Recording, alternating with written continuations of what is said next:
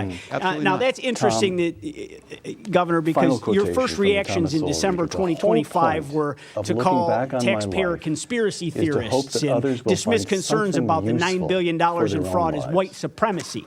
And on December 23rd, you stated, this is what happens when they scapegoat, and this is what happens when you no longer hide the idea of white supremacy. You immediately went there. And I believe I was speaking about the ICE invasion in Metro Surge. I'm unfamiliar with where you're quoting from. This is when this fraud was uncovered. It depends on what the circumstances are. But now, I would say those people learn were all correct. you Would you can apologize to those reach constituents for There are classifying plenty them? of people out there who I'm have unfamiliar with what you're prepackaged asking for. I've heard conclusions for you to today reach. attacks You on the need to Somali have community that I build would up view a as level of racist, knowledge trope, and experience thrown at the Somali community. so that Okay, you are Governor, no longer I understand you need to deny and deflect, in the hands of somebody your else who has stories his own are pretty agenda. legendary at this point. But me while you were alter looking the the other question way at just fraud slightly. that took This really place is the on last your question. watch, you If that young and your American ticket is an mates African-American, in the Democratic Party do you in alter your Minnesota advice? get somewhere between 80 and 90% of the vote in Sowell, Somali-heavy author of the precincts. Thomas Sowell Reader. In your Thanks election, so much. re-election, the Thank you. gentleman sitting I'm next to Peter you won his Robinson last at election Uncommon by Knowledge. a mere Be sure to join us, 21,000 by the way, on votes. our Facebook It page seems at to me, in conventional wisdom here would be, that you were willfully ignorant to these crimes in return for a community support. At our brand new web address. That's totally false, Congressman. That accusation is totally false. I won by, Hoover, I don't know, 10 points, hundreds of thousands of votes. He won by 21,000. Peter Robinson, but that accusation, knowledge, thanks for joining us. Throwing that around, we came here to help and work with you to try and find solutions to fraud. We're talking about $9 billion in fraud. Your entire state budget's only $65 billion. I mean, this is a massive. Do you have the spreadsheet on that, Congressman, on the $9 billion? You've rattled off about 10 different numbers today. You clearly don't have a handle on the numbers either, and you need a serious accounting effort in the state of Minnesota right now. Okay, Congressman, I've given you the numbers to the best of my ability. Do you believe that you're in action in the first term to prevent fraud in the childhood nutrition and child care assistance programs gave the green light to other scammers to commit housing and Medicaid fraud in your second term? No, I don't believe that. And once again, your words say one thing, your actions say something different. You came into office after several multi-million-dollar fraud scandals on the heels of a 2018 report alleging that over $100 million was being defrauded from taxpayers annually, and you did nothing. And in 2020, after hearing about potential fraud with Feeding in Our Future, you did nothing. And Governor, you knew and did nothing to stop autism payment fraud. Its annual expenses inexplicably increased from $6 million to $192 million in just 5 years. And you did nothing to stop housing stabilization, Medicaid fraud, which has topped $100 billion, and you did nothing to stop daycare fraud, an issue that's already costing taxpayers millions when you were sworn into office. Are you familiar with Article 8 of the Minnesota Constitution? I am not, Congressman, but I will give you this. Doing nothing, you're in the right job for that in this Congress. I disagree with that entire characterization. No, I'm unfamiliar with that. It seems like you've created a state of Minnesota that you're free to come and set up shop and make fraud. It ranks at the top of nearly every category in quality of life. A real big, bold one after what we've uncovered here today. Article 8 states that Minnesota officers, including the governor, may be impeached for malfeasance or nonfeasance in the performance of their official duties. Well, billions of dollars of taxpayer money were allowed to be lost to fraud. Whistleblowers were ignored. It's extremely well documented, and those people were punished. And you had a direct political benefit to this fraud. That's an impeachable offense. Mr. Chairman, I yield back. Gentleman yields back, and I think you heard the bell. I know votes are being called, so the ranking member and I have deferred any closing statements until we come back. I want to thank our witnesses for being here. We appreciate your testimony. Hopefully, you all will read the committee report and protect the whistleblowers, and hopefully we can hold some people accountable who have committed fraud. Pursuant